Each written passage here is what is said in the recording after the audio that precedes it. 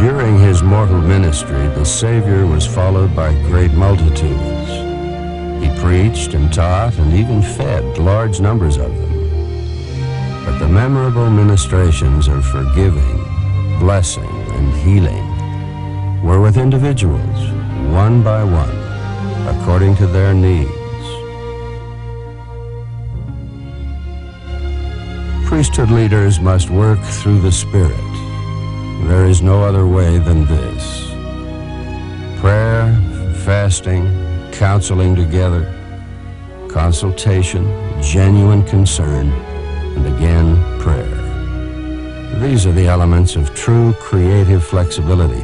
These are the way we prepare to meet individual needs.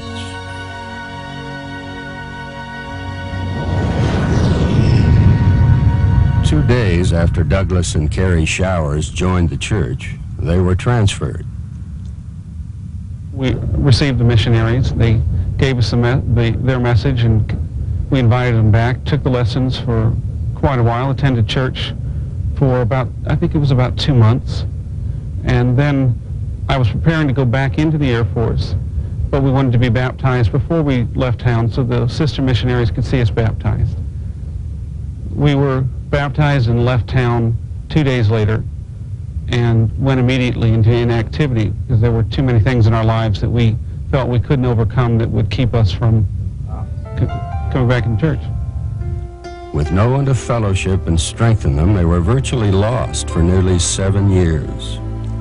Well, we went from St. Louis to Biloxi, Mississippi.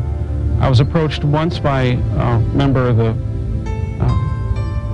church. I guess he was assigned as our home teacher. He asked me if we were interested in coming back to church, and I said no. I was massively filled with guilt, and I don't even think I told my wife about it for years.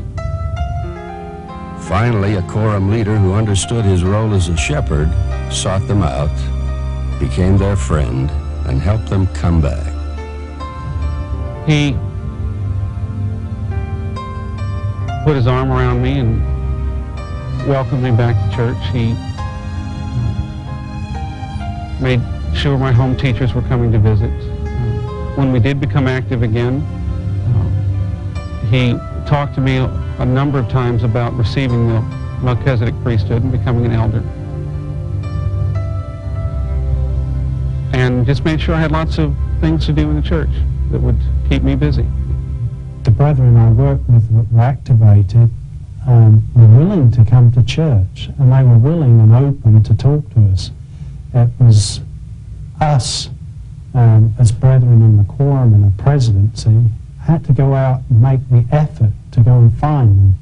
Once we found them, we find that some families are really willing and able to grasp the gospel, and they'll come back. And they will cling to the principles you teach them. Sometimes inactivity is due to not knowing their duty, not knowing the gospel. I was inactive for silly reasons, or what seemed like silly reasons now, but they were important to me then. And when I realized that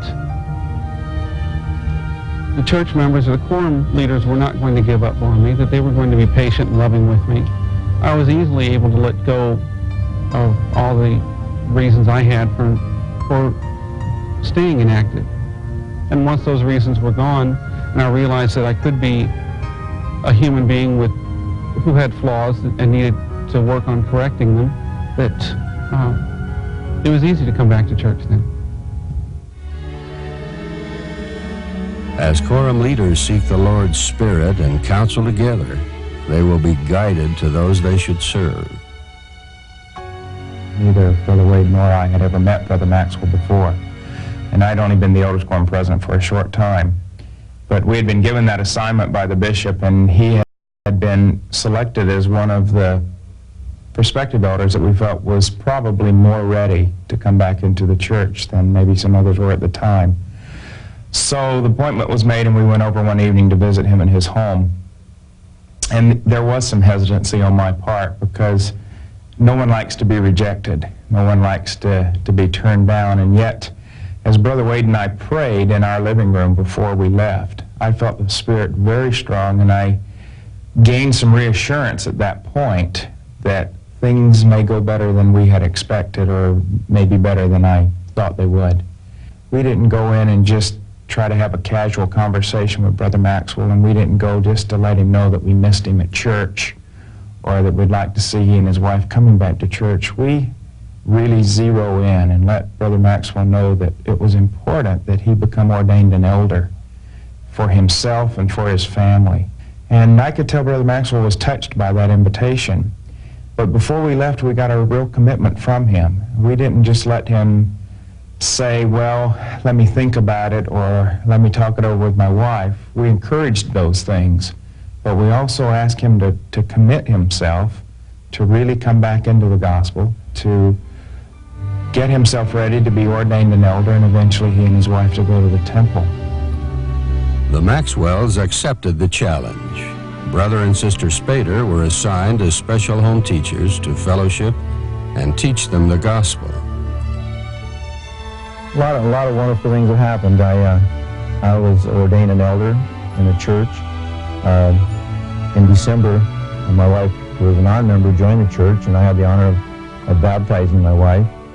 And that was a wonderful experience for us. It really was great. Since then, our ward split, and we now have 8 wards in Federal Way, and we wound up in 3rd Ward, and the Spaders wound up in 2nd Ward, but they're still fellowshipping us every Monday night. And since then, I received the calling as second counselor in the Elders Quorum, and I'm really enjoying what I'm doing. I just love it. When I saw how that worked for Brother Maxwell and what it did for him and for his family, then it let me know more assuredly that there are others out there that need that same commitment, need that same challenge put into their life. And if they are ready, and if the Spirit is there and strong enough and guiding us as we felt guided to Brother Maxwell, then that can happen over and over again. And that's really what it's all about. While reviewing his list of prospective elders, David Norris found the name of Lewis Wilson, a man who'd been inactive for many years. President Norris determined to find a way to reach him. He would come by and see me, and he'd have a few jokes or something, and he would teach us to have faith. It appeared that Brother Wilson was going to try to come back to church, and we were encouraged by that.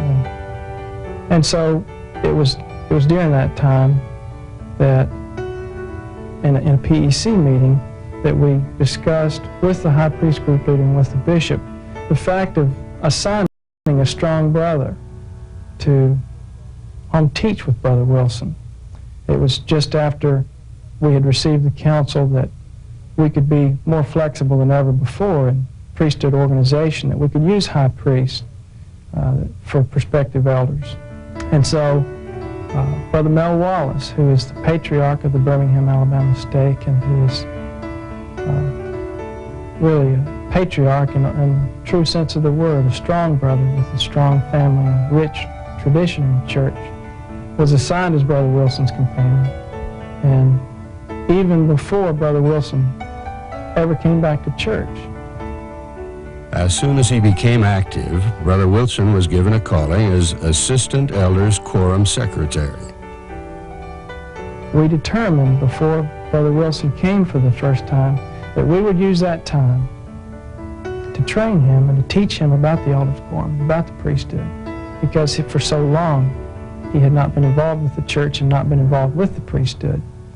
And so whenever we came to things in Elders Quorum presidency meeting that I felt like he didn't understand, we'd stop. We'd read portions of the Melchizedek Priesthood Handbook, and we'd talk about what it was that we were doing and why we were doing it.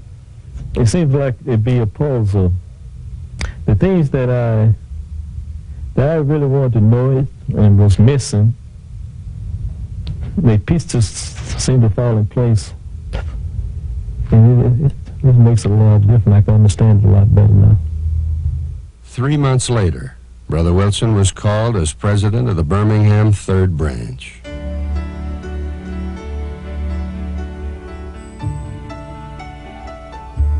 Quorum leaders cannot minister personally to all of those for whom they have responsibility. They must call upon the full resources of the priesthood. Home teaching is the priesthood plan for ministering to the saints. Home teaching is something in the church that in a lot of quorums is very difficult to accomplish.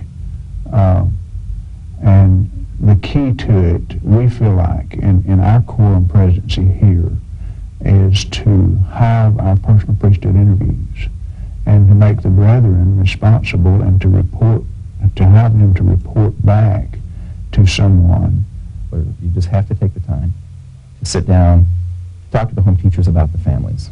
If you don't do that, then it really is a program, and it's not a mission of love. When I sit down, or when one of my counselors sit down to perform a personal priesthood interview, we're sitting there, and that person that we're interviewing is important, and we convey that. We let them know that we care about them and that we love them, and that we desire them to go out and to make those contacts with the brethren and the sisters in the branch. And it's important to us that they come back and report and convey to us the needs, the wants, and the desires of the membership of the church. Kevin Wade has caught the spirit of ministering in his home teaching assignment to the Jacks family.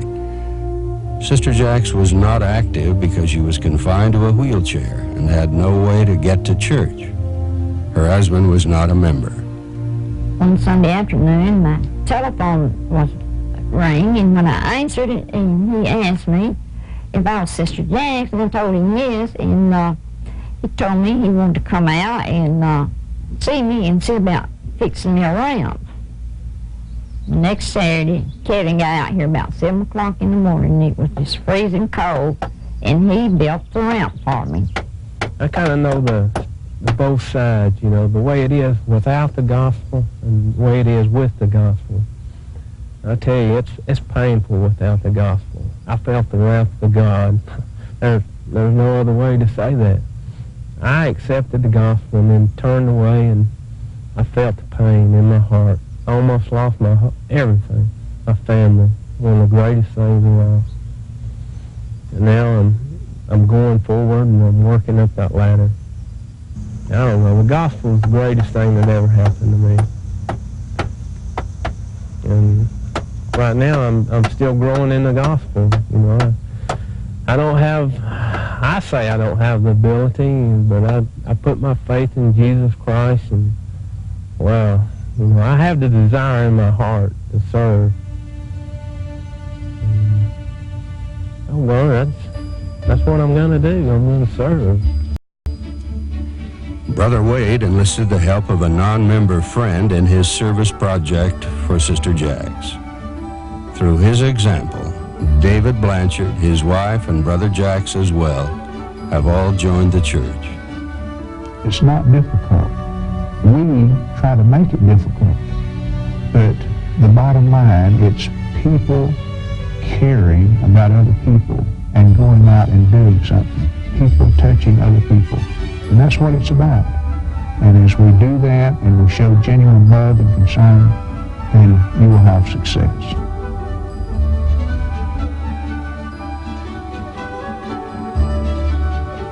Ministering isn't easy. Always it requires patience, sacrifice, and great love. I grew up in the church as a child, you know, and I quit going to church when I was about 15 years old. And I was a little bit bitter towards the church, and I had a real tough time with some of the beliefs. It was my biggest problem. And I didn't, you know, I stayed away for about 15, 16 years until Paul Whiteside showed up at my door. I went to visit his home and visited with him on the porch. I wasn't ready when he first came. when he first came to the door. In fact, I didn't even let him in my house. He showed up 4 or 5 times, and I would see who it was, and I'd open the door and close the door behind me, and we'd talk on the porch. And they were usually real brief, you know. I felt like as I was teaching, I was first of all making a friend, and it was a long, slow process of teaching line upon line, precept upon precept. He was pretty persistent on coming back to the house. There was another brother with him, Ken Butler, I believe his name was. Ken Butler was coming back with him, and they just kept coming back, and they didn't push me too hard. That's one of the problems that I had prior to that of people knocking at my door, and I felt like they were trying to get in my house. And Paul and Ken, they were real slow, and you know, and at first I felt like we made friends, and then I kind of, you know, I gained their trust mainly, and that helped me a lot. You know. Joe was in the habit of going to sacrament with us and the children. Then he'd leave right after sacrament, come back and pick us up. And this one Sunday, he picked us up and brought us home, and he said, "I want to talk to you in the bedroom." So we went back there. Do you remember that? And he got a little emotional, and he said that that he needed a change in his life. He wanted Christ to be within our family, and that he wanted to read the Book of Mormon, that he felt that it was true and it had things in there for him, and we did. As I studied more and learned more about the temple and the church, you know, I seen this opportunity to be with my wife and my family for eternity, and you know, which I didn't really know existed before, you know, and that's what I wanted.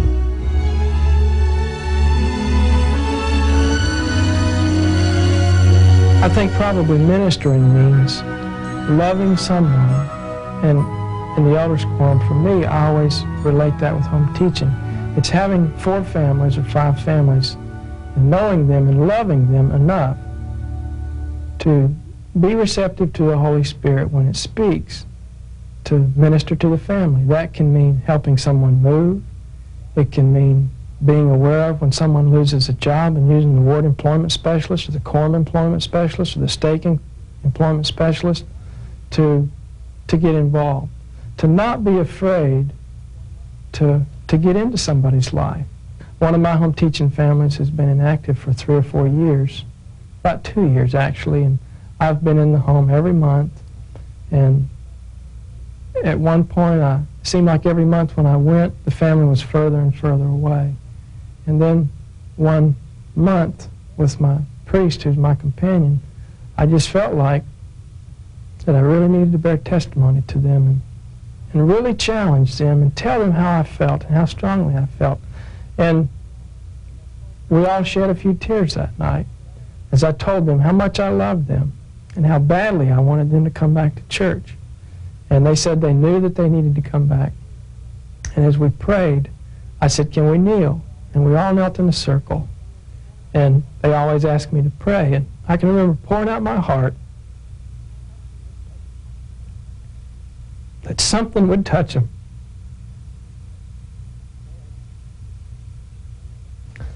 And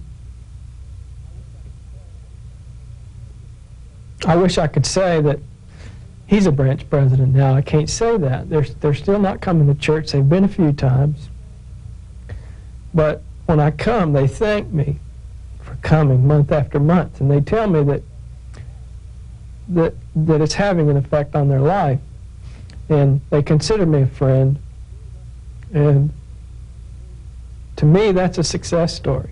To me, that is ministry. And I wish anybody that's ever served in the church knows that the vast majority of the things that we do seem to go unrewarded. It doesn't seem to have an effect. But it's my testimony that as we are consistent, I think part of ministering is consistency. It's over and over again, even when You don't seem to be welcome in your home. It's going back over and over and over again and hoping that sometime during that period something will happen in their life and you'll be there and they'll come back.